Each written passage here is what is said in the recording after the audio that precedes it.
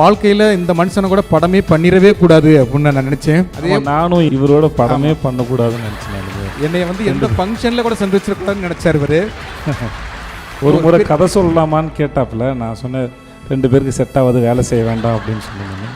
அப்படி ஒரு ஷூட்டிங் ஸ்பாட்டில் கண்டிப்பாக ஷூட்டிங் ஸ்பாட்டில் சண்டை போடுவோன்னு எதிர்பார்த்தேன். 2 பேருக்குலேயும் சண்டை வரும் நம்பிட்டா இருந்தோம். இவரோட கண்டிப்பாக சண்டை போடுவேன், டார்ச்சர் பண்ணுவாருன்னு எல்லாரும் சொன்னாங்க.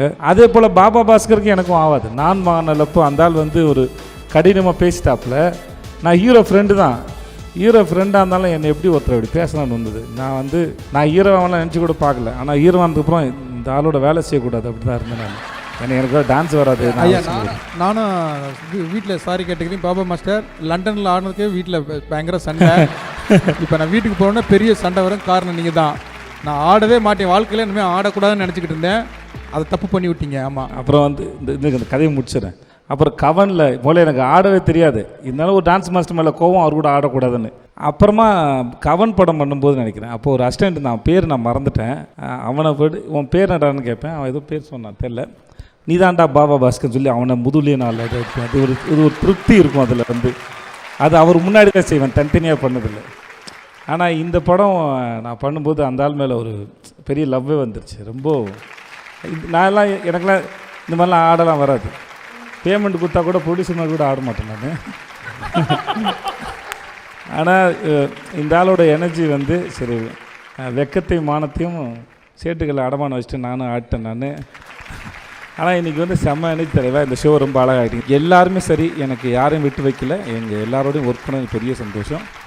முக்கியமாக இப்படி ஒரு ஆளை நான் தெரிஞ்சுக்கிட்டதில் எவ்வளோ சொல்லுவாங்களே, ஒரு சண்டையில் ஆரம்பித்தா காதலில் முடியுன்னு. நாங்கள் ஒரு 15 வருஷம் போட்ட சண்டை காதல் இப்போ தான் மலர்ந்துருக்கு. இது இவரோட நான் தொடர்ந்து பிரயாணம் பண்ண விரும்புகிறேன். அது மிக சிறந்த அனுபவம். இவரோட இருந்ததில் முக்கியமாக சொல்லணும்னா, நித்யா சொன்ன மாதிரி ஃபிலிம் ஸ்கூல்லாம் போகாமல் வாழ்க்கையை ரொம்ப அருமையாக புரிஞ்சுக்கிட்டு அதை அருமையாக தன்னுடைய எழுத்துக்கள்லையும் தன்னோட கதைகள்லையும் படங்களையும் வெளிப்படுத்தக்கூடிய ஒரு சிறந்த மனிதர். அவருக்குன்னு ஒரு அறம் இருக்குது. அந்த அறத்தோடு தான் அந்த படங்களை பண்ணுறாரு. அது ரொம்ப நேர்மையாக பண்ணுறாரு. இவருடைய வாழ்க்கையும் ரொம்ப சிறந்த மனுஷன். இந்த மனுஷனை தெரிஞ்சுக்கலாம் ரொம்ப சந்தோஷப்படுறேன். Thank you so much. I love you sir.